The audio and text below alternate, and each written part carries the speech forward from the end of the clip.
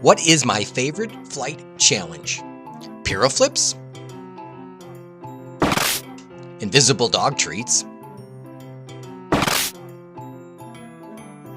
Or candy canes?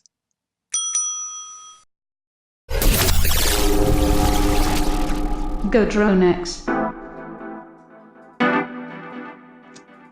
Let's look at the structure of a candy cane. It spirals up around a central point and turns around and comes back down. Now, see if you can spot the candy canes on this flight.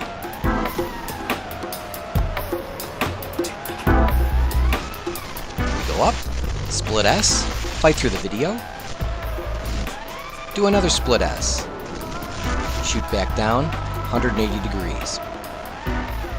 Coming low, spiral around a central point, hint, come back down, 180 degrees to the right, come back up, spiral around a central point, snake S back down, hard right, ascend, and come back around a central point. 33 seconds. This is my favorite course by far, and it's called the roller coaster, and it has 3 candy canes back to back, and that represents 50% of the total flight time. Let's check it out. Here's the first one we're coming into. We start low and we're gonna go 360 degrees, pivoting up the candy cane, coming over the trees. We have to stay to the right of that last tree, and now we shoot back down. Got it? Here's the second back-to-back candy cane. We're going to enter, low. This time we're gonna go to the right. Ascend up, and this one gives even experienced pilots a little bit of a trick. We're going to spot that V in the tree. This one's got a little bit of a descending slalom. And here's our third back-to-back candy cane. We are going to do a 360 degree pivot. We're coming in low through the gate. Now we start to climb, and notice the blindness. We're climbing, we're climbing, we're climbing, and now we can finally pick up a reference point. Again, the V in the tree, and then we start our descent coming through. Why is this my favorite maneuver? Because you're flying blind a good deal of the time. You don't have any reference points, you're staring at the sky, and all you're doing is doing muscle memory and course track memory to find your racing line. Look at the timer and you'll see it's about a third of the time where we have no cues to pick up on. So what was the inspiration for this maneuver? Well, like almost all of my track designs, they're all based on existing tracks from cars or skiing. So here we are in mid-Ohio, and it's called a blind turn. The ground drops off and fades away. Now keep in mind, this racer's got a GoPro on his helmet, so his sight line is actually 8 inches below what we're seeing here. So he's got to trust his turning and his where he's trying to track out. Remember, the key thing here is we're always trying to fly to where we want to end up, not where we currently are going.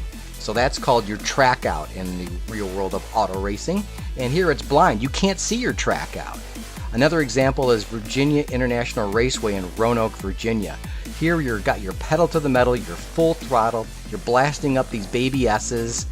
This is one of the greatest tracks in America. Right now we're stopping it.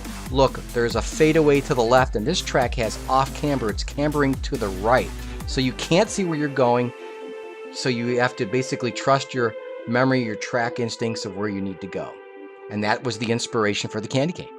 Let's go into a little bit more detail on the technical racing line, the correct way to do it, variations of it, and the kind of trouble we can get into. All right, let's break it down. The racing line. Our main focal point here is hitting this point.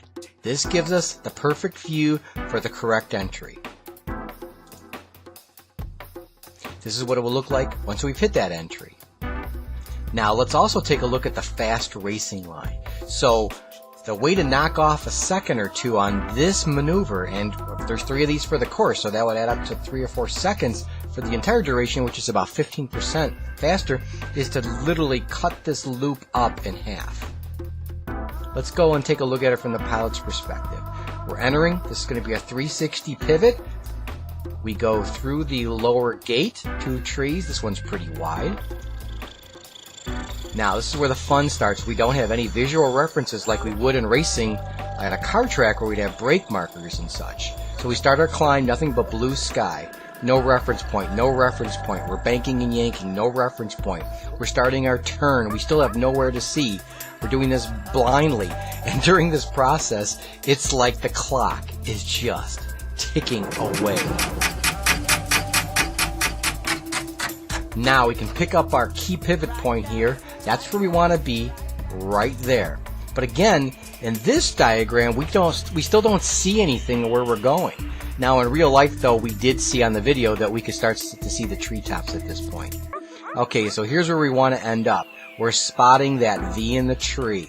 Again, risk reward right here. If we can just snug our way through this nice and low, the lower we go, the faster the line, the easier it is. As we drift up higher, it just becomes more of a pain. And then we sled straight down through this, going through these 2 trees.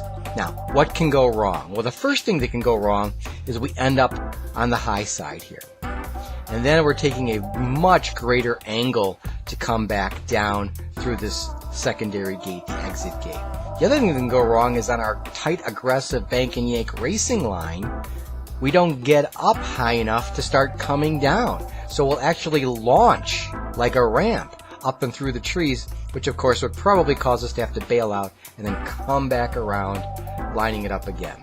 Now, how do we translate this into man-made stuff? Now, I like trees for the obvious reason that I don't have to set them up, and I get much higher obstacles. But here's to scale what it will look like if you built your own out of 10 by 10 piping. This is a 7 by 7 hole shot, 1.5 feet of fabric around it, 30 feet tall. And this is to scale. Let's get these trees out of the way to see what it will look like. Now, despite all the issues of people saying, oh, I've got a 20-foot obstacle, the reality is you're really flying at 15 feet. And the good guys are probably going to be hitting it around 12 feet, which is virtually no verticality at all. And again, we're flying drones here. We want to use that third dimension. In this diagram, if you hit the racing line correctly, you're about 10 feet higher or around 22 feet. But the good way to do this, the correct way to do this without much pain, is turning this into a goalpost. We would put 2 cross members through here, probably double guideline this right-hand side and single guideline that left-hand side. That allows us to, for rookies or a mistake perhaps, is to come up on the high side and float up here. And remember, this is where you can get in trouble. If you're not lined up right, it actually gets a lot tougher on the way down. So that's what I like about this. So you can still recreate this with man-made 10 by 10 EMT conduit. And that's the candy cane. Hey, I haven't done many track design videos, and there's a simple reason for that. In the last few years, people are just hitting it out of the ballpark with great designs. So if you've got a great design, go ahead and drop it in the comments. Tell us about it. I'd like to hear about it because I'm always looking for good ideas to borrow. And again, if you like these videos, give it a thumbs up, hit subscribe. Now, go light it up. GoDroneX.